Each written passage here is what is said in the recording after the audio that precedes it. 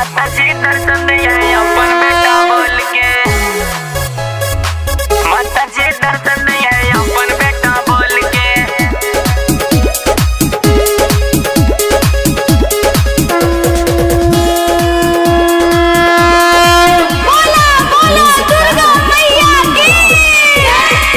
आइल नवरात्र सुनाए हो प्यारी, चला ता भक्तन ये भीड़ लागे सारी, चला ता भक्तन ये भीड़ लागे सारी।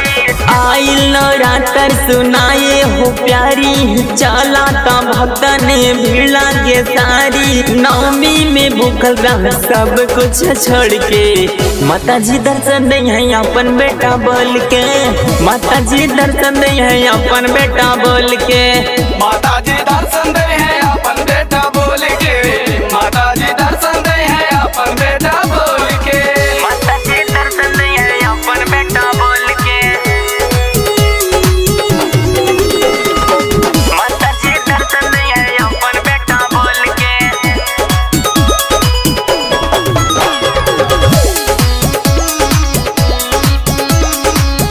प्रेम से बोली कौड़ी कामाख्या वाली मैया की।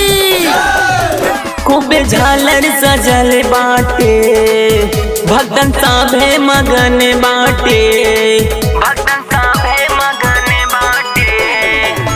खूबे झालर सजल बाटे, भक्तन साभे मगन बाटे।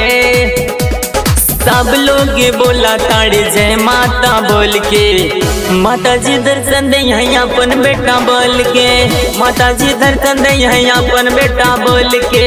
माता जी दर्शन दे हैं अपन बेटा बोल के, माता जी दर्शन दे हैं अपन बेटा बोल के।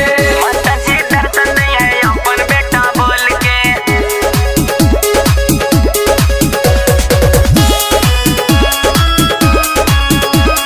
प्रेम से बोली शीतला भवानी की।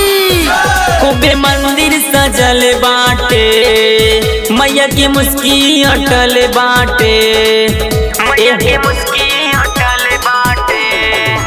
खूबे मंदिर सजल बाटे, मैया की मुस्की अटल बाटे।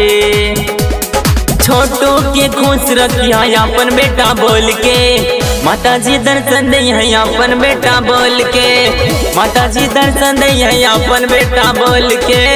माता जी दर्शन दे हैं अपन बेटा बोल के।